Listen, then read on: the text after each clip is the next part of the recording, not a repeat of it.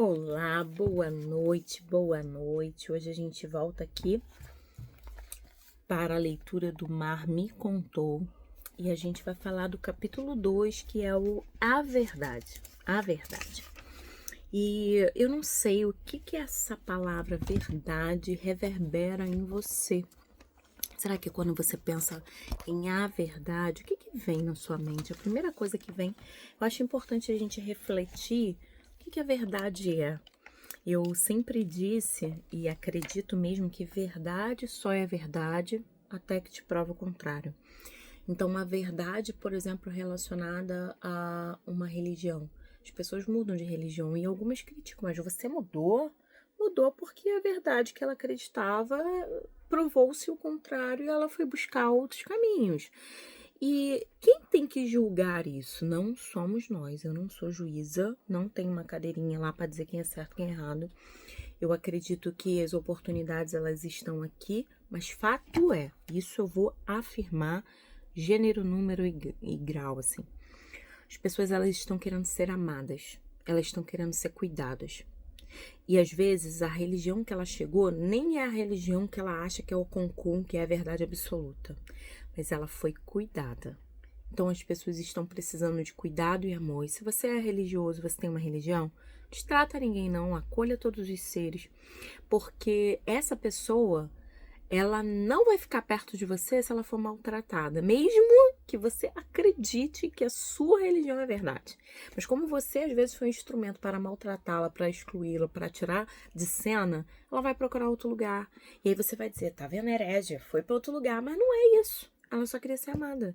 Como você falava, mas o exemplo não era compatível com a fala, convence o exemplo que arrasta, ela foi embora pelo exemplo, não pelas palavras. Existem muitas pessoas que falam de amor, mas que não conseguem amar.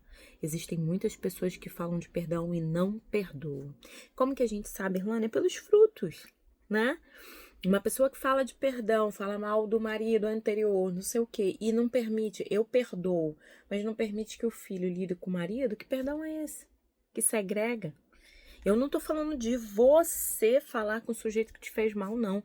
Perdão não é reconciliação. Mas proibir um filho de lidar com o pai dela, e ele não tendo feito nada com a criança, ok?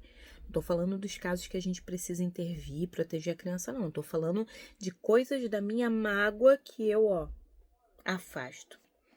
Sobre a verdade, o autêntico e o espontâneo. Não há dúvida de que vivemos em um tempo muito especial. Temos a oportunidade, privilégio, de ser, ao mesmo tempo, testemunhas e autores de uma relação cultural que ficará seguramente inscrita como um dos pontos de reviravolta mais importantes da história moderna.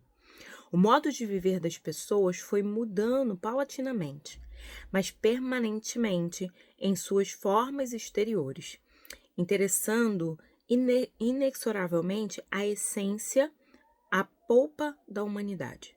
Devo confessar que tais mudanças, em meu modesto entendimento e sentir, insensatas em alguns momentos, causam-me a graça e em outros o pavor, porque a insensatez pode ser ao mesmo tempo graciosa e pavorosa. Uma jovem mulher discutia com seu marido, repreendendo-o por não ter gestos de carinho ou atenção amável. Ele a olhava com certa expressão de desconcerto, como se não entendesse exatamente o que ela pretendia, o que a frustrava. O tom de voz da mulher e a minha indiscreta curiosidade permitiam que me interessasse da situação. Tinha passado o dia todo na praia e ela queria que algumas vezes durante a jornada ele tivesse o gesto de lhe oferecer uma bebida refrescante ou surpreender convidando-a para um sorvete. Ele, por sua vez, respondia que os vendedores ambulantes passavam permanentemente na frente dela e que se ela quisesse algo, podia comprar sem a necessidade de esperar que ele a oferecesse. Com uma mistura de decepção e aborrecimento, ela lhe explicou que não é o mesmo comprar uma bebida ou receber um gesto de amor, de carinho, do marido comprando para ela. Creio que ele acabou compreendendo a que se referia a mulher, porque não respondeu. Ficou em silêncio, dando por terminada a discussão. Pensei nas razões da mulher e nas muitas vezes que decepcionamos o outro por não saber claramente o que eles esperam de nós. Então, a mulher está na praia, ela quer que o marido lhe ofereça uma bebida ou um sorvete. E na cabeça dele, ele acha que, cara, a gente tá aqui, se você pedir eu vou comprar para você. E ela, não, mas eu quero ser surpreendida, eu quero ser cuidada. E às vezes a gente encontra alguém que ama, mas a gente quer que a pessoa adivinhe, a gente não quer pedir. E a gente se aborrece porque não pediu e o outro não leu os meus pensamentos. No dia seguinte, reconheci esse mesmo casal a uns metros do guarda-sol. Vieram como de costume para passar o dia na praia. Pelo meio da manhã, o calor era muito forte e a mulher foi tomar um banho de mar. Em sua ausência, ele comprou uma bebida refrescante de um vendedor ambulante. Quando ela regressou ao guarda-sol, ele quis surpreendê-la oferecendo a bebida. Ela tomou um gole, olhou com expressão dura, contrariada e disse, claro, você comprou pelo que disse ontem, porque se fosse por você, não teria comprado. Socorro! Você já fez isso? Eu já fiz. Eu já fiz. O meu cachorrinho do vizinho. Eu já fiz isso. Você já fez? Vamos adultecer, nos tornar melhores, ok? O esboço de sorriso que havia no rosto do jovem esposo desapareceu imediatamente e surgiu uma expressão de desconcerto. O mesmo desconcerto que sentiu eu, sendo testemunha da cena. O que pretendia esta mulher? Por que pedir para que fazê-lo? E se ao receber uma resposta, a insatisfação era inevitável. Há algumas formas de responder à questão que ela colocou no dia inteiro. Temendo que a sua indiscreta curiosidade fosse excessiva e que eles notassem que o que estavam observando detidamente, optei por um banho de mar. Foi então que o mar me contou a seguinte história. Gente, esse livro. Eu adoro rima, eu adoro peça, respostas, e eu gosto disso, né? Eu fiz curso de contação de história por conta disso. Eu já fiz grupo Mulheres que Correm com os Lobos, porque eu gosto disso. Nem sei cadê o livro.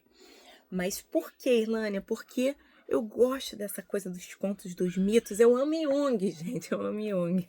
Porque ele traz isso na base, inclusive, clínica dele.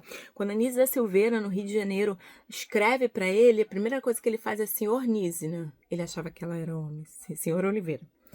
E aí ela fala, ela ri e fala, e Jung acha que eu sou homem. Mas ele fala, você tá indo muito bem, seu trabalho tá incrível, você tá fazendo tudo perfeitamente bem, você ama os clientes, você se conecta, você tá ali, mas você precisa conhecer de contos. Você precisa conhecer os mitos. E eu já gostava dos mitos. Lendo isso da Nise, ouvindo isso de alguns escritos sobre Jung com Nise, falei, gente, eu tô no lugar certo. Adoro música, poema. Porque traz uma reflexão, além de faz isso que dá isso. Canso. A vida não é isso. A vida é conexão, a vida é compartilhar, a vida é contemplação do belo, a vida é se conectar com as experiências, a vida é encontrar um sentido. E o sentido não tá igual o Charlie Chaplin, só botando parafuso ali. Não é isso. Faço todo dia a mesma coisa, todo dia, Não é.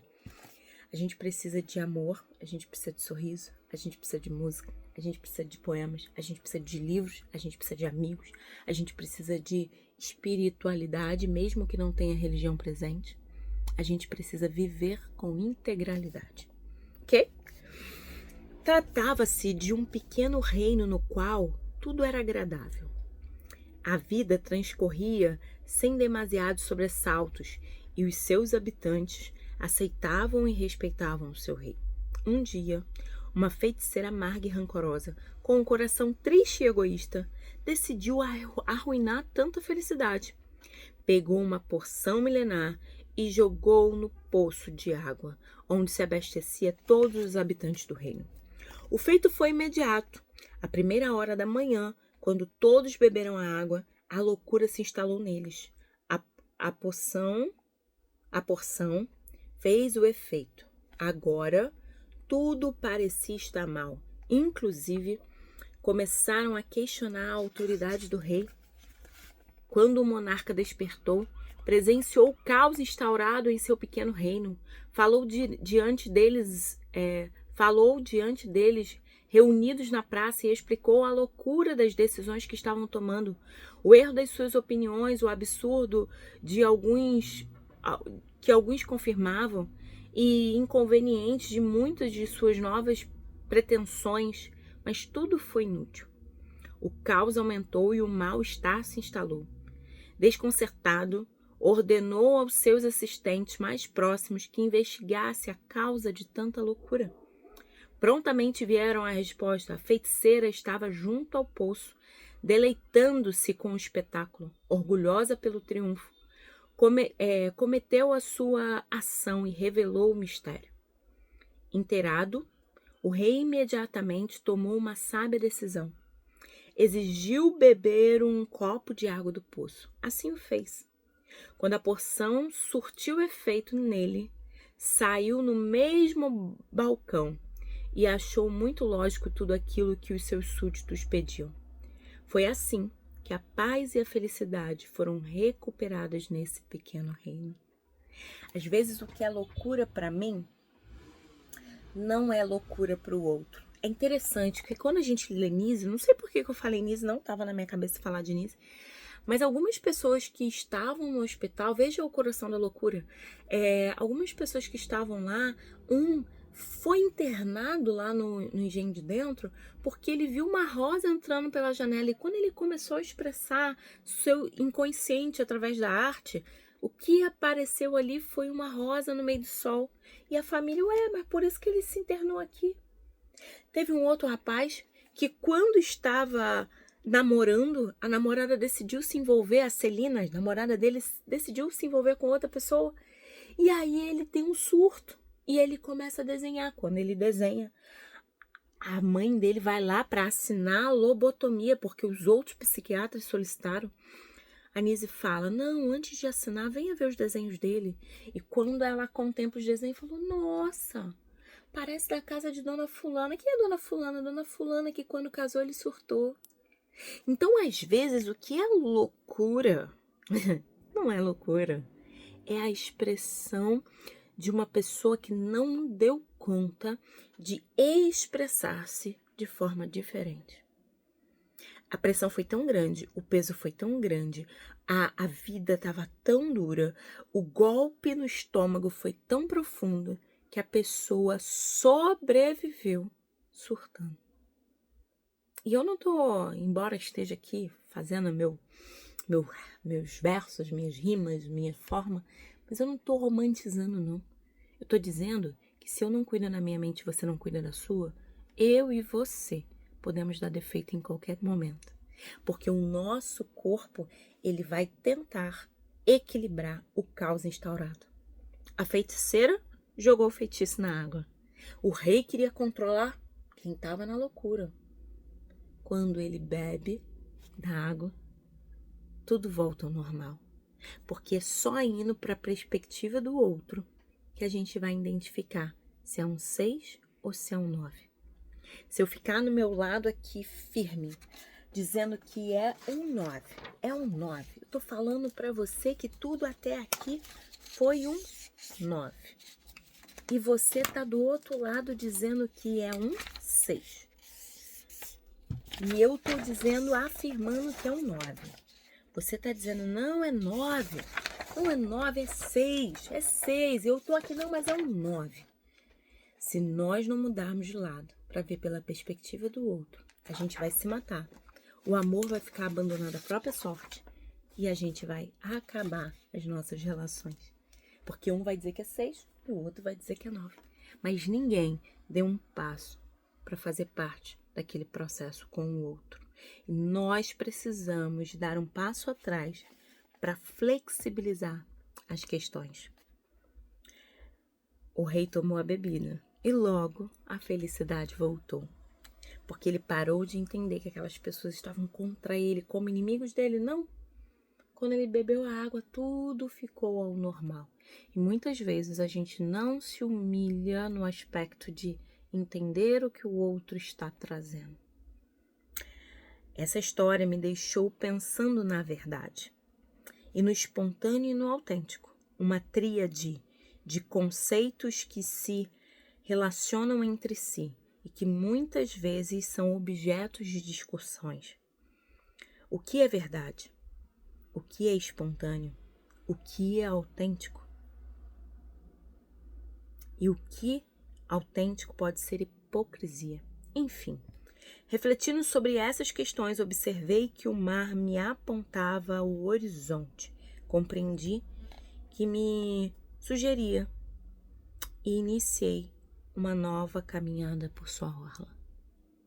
Na segunda-feira que vem, a gente vai falar sobre verdade, o espontâneo e o autêntico. Mas eu quero refletir com você. Se coloque no lugar do outro. E não é para você acreditar e ficar sempre do lado do outro, mas dá um passo. Até para discutir, para alinhar. E discutir não é briga não, discutir, pensar de forma diferente, né? E a gente conseguir alinhar os pensamentos e dizer, olha, até essa página aqui é possível, daqui para cá não é mais. Espero que o Mar Me Contou esteja fazendo sentido para você. Beijo grande e até semana que vem.